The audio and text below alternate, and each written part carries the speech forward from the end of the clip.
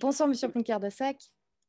Bonsoir Diane, bien, heureux de vous revoir, ou de vous réentendre plutôt. C'est réciproque.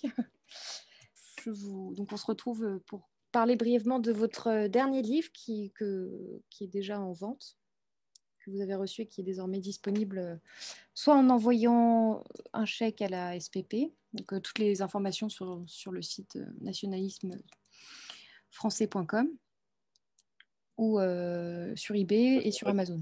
Voilà. Français.com. Pardon? Nationalisme Oui. français.com. Français.com, oui. Donc, votre dernier livre qui s'appelle De l'Ordo ab Chaos au Nouvel Ordre Mondial. Qu'est-ce qui vous a poussé à revenir sur le complot mondialiste et le compléter par ce nouvel ouvrage, Ordo ab Chaos? Parce que le complot continue de plus belle, tout simplement. Et que depuis que j'ai écrit le complot mondialiste, qui remonte tout de même à tout début 2002, donc c'était le fruit de deux premières versions que j'avais faites tout de suite après le 11 septembre, qui pour moi est un tournant majeur dans le complot mondialiste. Et, entre autres choses, bien entendu, ce n'est pas la seule chose. Donc, il est évident qu'au fur et à mesure des années qui ont passé, on voit le complot mondialiste se développer. Et on en arrive aujourd'hui vraiment à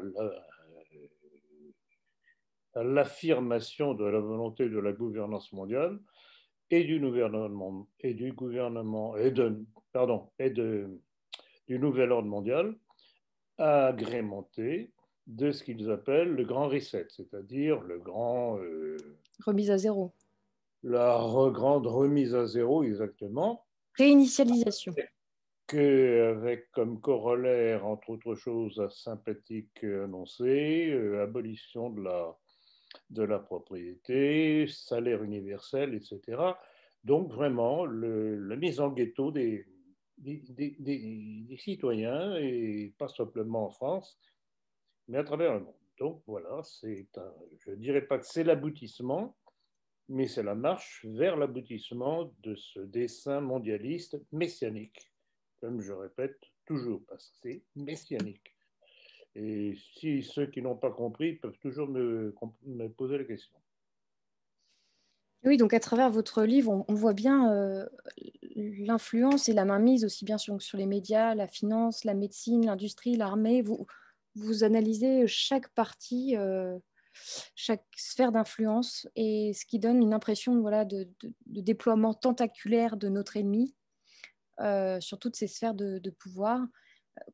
Comment, en résumant brièvement, une telle mainmise a pu-t-elle s'établir? C'est-à-dire, bon, rappelez-vous, le point de départ que je donne, en tout cas le premier point de départ visible, ou relativement visible, parce qu'il était tout de même quelque peu occulté, mais on le sait, c'est avec le premier complot de la Révolution dite française, où les auteurs majeurs de ce complot, pour la plupart juifs et francs-maçons, étrangers, prônaient déjà la République universelle. Et donc, depuis lors, petite étape par petite étape, ça a marché et tous les compartiments ont été atteints. Ils ont progressivement infiltré tous les milieux. Alors, bien entendu, l'éducation nationale, parce que c'est par là qu'on commence à tenir, je ne sais pas si on peut parler, dire ainsi, l'intelligence des citoyens, encore faudrait-il qu'ils en aient encore. L'armée, bon, l'Église, bien entendu, les partis qui, en principe, devaient s'opposer à ça, qui sont progressivement noyautés. On en a un magnifique exemple avec le Front National, le Rassemblement National. Et donc, petit à petit, c'est comme vous dites, c'est absolument tentaculaire. Et ce que l'on retrouve derrière, c'est toujours la même alliance judéo-maçonnique. Alors qu'on ne vienne pas me dire que c'est du complotisme, etc. Ben, écoutez, évidemment qu'il y a complotisme. Quand on sait qu'il y a le complot, puisqu'on a les textes mêmes des auteurs du complot. Que je me tue à répéter La fameuse déclaration de Jacques Attali dans l'Express en 2009, dans laquelle il dit que seule une pandémie mondiale forcerait les peuples à accepter la gouvernance mondiale. Et ensuite, on vient dire qu'il n'y a pas de complot. Et il n'est pas le seul. Donc voilà, tout est là. Alors, où les gens, les peuples, se rendent compte du complot et réagissent, ou bien il va leur arriver ce qui est prévu. Donc, moi, je fais avec d'autres, je remplis mon rôle de sonneur de tocsin pour dire attention, voilà ce qui va arriver. Alors, vous en tenez compte et vous réagissez, vous n'en tenez pas compte, vous vous couchez et ne venez pas pleurer après. Oui, d'ailleurs, c'est ce qui ressurgit d'ailleurs dans ce livre, tout comme dans vos autres livres, ces nombreuses citations qui permettent voilà, de sortir la substantifique moelle du complot mené par nos ennemis, de pouvoir ressortir ces citations et désarmer nos contradicteurs. Et Non, mais c'est pour ça. c'est très pédagogique comme livre. Oui, c'est ce que tout le monde me dit, c'est que je suis toujours très pédagogique, que ce soit dans mes écrits ou dans mes textes oraux. Et bon, c'est aussi une formation universitaire, puisque tout de même, j'ai eu à expliquer à des étudiants, ne serait-ce que mon cours de microchirurgie à Zurich, où toutes les grosses villes de neurochirurgie d'Europe et même du monde, je crois que même j'ai eu des Américains, sont venus pour se former à Zurich au point de vue technique microchirurgical. Donc, je suis habitué à expliquer les choses calmement et toujours de façon référencée. Et c'est ça, je pense que c'est ma grande force par rapport à d'autres qui se laissent aller à se défouler. Je ne me défoule pas, en tout cas pas de cette façon-là. Ma façon de me défouler est toute simple. Je donne le texte de ceux que je considère comme des ennemis, comme des êtres dangereux, et puis les gens intelligents comprennent, les autres, Pas d'importance. malheureusement, n'ont pas d'importance, bien que si, ils ont une importance par leur passivité, par leur aveuglement. Parce que c'est grâce à des gens comme ça que, malheureusement, l'ennemi pourrait peut-être arriver à imposer ses vues. C'est vrai que donc en lisant et en constatant le pouvoir qu'a notre ennemi, on va dire, pour l'appeler comme ça, cette hydre, on pourrait être quelque part désespéré, mais la conclusion qu'on peut lire en quatrième de couverture aussi, c'est que le propre des faux principes est de contenir en elles-mêmes leur autodestruction. C'est une phrase que vous ressortez souvent. Et ça donne à la fois un peu d'espoir et puis oui, se dire que de toute manière, le combat ne peut être que gagner, ou plutôt nos ennemis vont périr par leurs propres erreurs, en quelque sorte. Ce qu'on peut dire. Par leur propre exagération, et alors justement, vous voyez très bien que je dis ces derniers temps que devant l'accélération, parce que depuis un an, on est tout de même obligé de constater qu'il y a une accélération dans le plan. Ils ont utilisé, mais d'une façon forcenée, la peur sanitaire à une vitesse mais absolument incroyable, alors que jusqu'alors, ils allaient par petites étapes insensibles, tellement insensibles que la plupart des gens ne voyaient pas ce qui se préparait. Là, vraiment, ça explose. Ils se servent de cette peur sanitaire qui est basée sur le mensonge. Alors, on va tout de même revenir sur un petit point essentiel, c'est qu'on nous tartine les oreilles avec des tests positifs et des tests positifs pour nous faire croire que vraiment la pandémie augmente, se diffuse, elle est dangereuse, etc. Mais on sait très bien que 80 à 90% des tests dits positifs sont de faux positifs. Donc c'est déjà basé sur un mensonge. Et ça, il y a des études scientifiques qui ont été faites là-dessus. Je vais encore rappeler une fois que certains chercheurs quelque peu curieux, c'est un drôle de chercheurs en général, ayant testé des écouvillons vierges, ils sont revenus positifs. Et je ne sais plus, je ne sais pas si c'est vous, Emmanuel, ou quelqu'un d'autre qui m'avait rappelé cette Avec affaire du assez... Coca-Cola? Hein? Avec du Coca-Cola, non? Non, non, non, non, non, Non. non, non, non. Bon, il y a eu la papaye aussi. Oui. Non, non, mais c'est quelqu'un qui devait aller au rendez-vous pour se faire tester, qui a eu un contretemps, il n'y est pas allé, mais il a reçu chez lui l'avis qu'il était Oui, tout à positif. fait. Oui.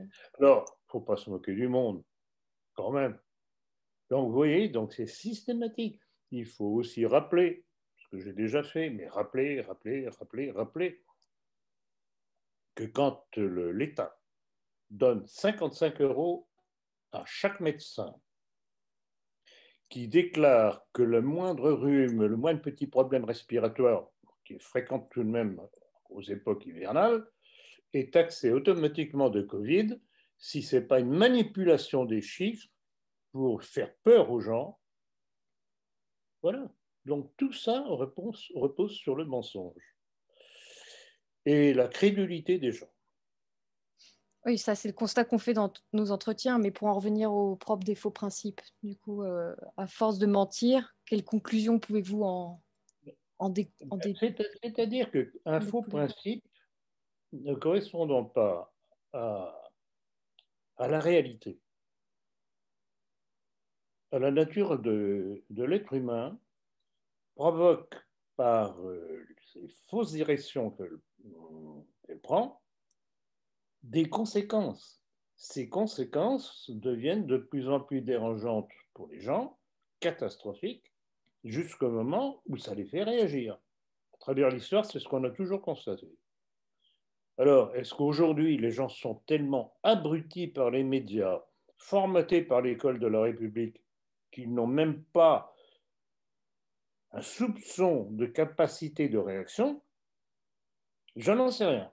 De toute façon, c'est très simple. Pour nous, qui savons, qui observons, qui découvrons, nous avons le devoir de dire ce qui se prépare. Et puis après, advienne que pourra.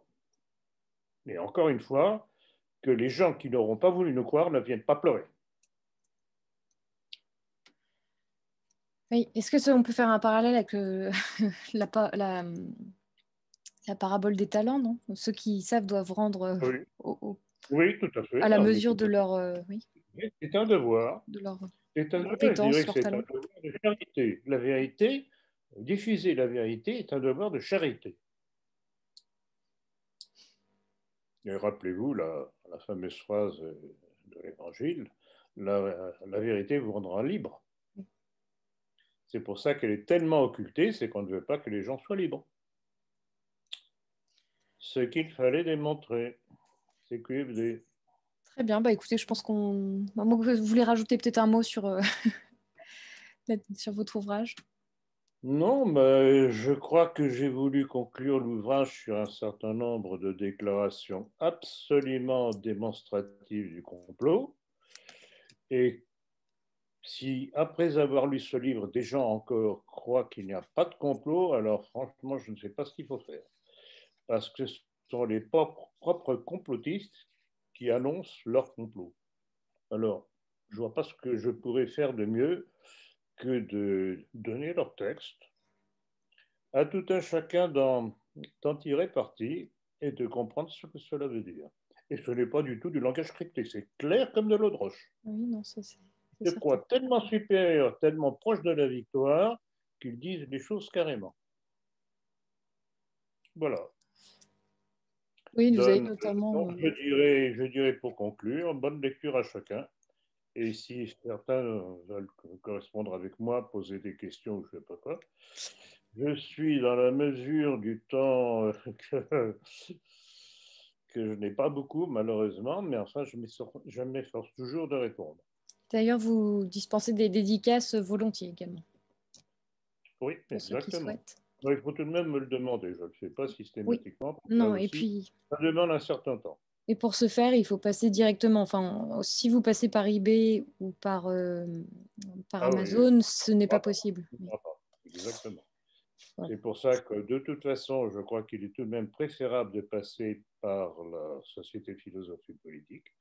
D'abord, pour nous, c'est plus intéressant pour la santé de nos finances qui, je vous rassure, vont bien, heureusement. Mais enfin, nous ne sommes pas Rothschild. Hein. Rassurez-vous. Nous Donc concluons là, par ça. si vous hésitez, de préférence, la Société de philosophie politique, passez pas là, c'est plus simple.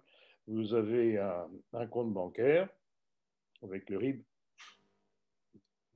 qu'on trouve sur notre site, de même qu'on trouve ça sur notre lettre d'information à la politique, en première page, colonne de gauche, et puis le simple chèque à l'ordre de la Société de philosophie politique. Voilà, je crois que vous avez tout pour agir et bien entendu, corollaire à tout ça, à la lecture de mon livre, une fois que vous l'aurez lu, j'espère que vous aurez pu prendre quelques notes, diffusez autour de vous et donnez toujours dans votre argumentation les textes que je donne de nos ennemis. C'est imparable. Mais de grâce, ne vous défoulez pas avec des gens qui ne sont pas nécessairement prêts. Interpellez-les par les propres textes de nos ennemis. Voilà. Et s'ils ne veulent pas comprendre, eh bien, vous passez à quelqu'un d'autre. Et une chose aussi sur laquelle je voudrais insister, parce que c'est une chose qu'on me dit souvent, et j'avoue que ça m'insupporte. C'est les gens qui me disent, ah, vous comprenez, en famille, je ne peux pas dire ça, parce qu'on me dit, ah non, arrête avec tes histoires, tu vois trop de films de science-fiction, etc., etc. Ne vous laissez pas fermer la parole par des gens de votre famille. Vous avez un devoir de vérité vis-à-vis d'eux, et il en va de votre survie comme de leur survie à eux aussi. Donc, devoir de charité par la vérité.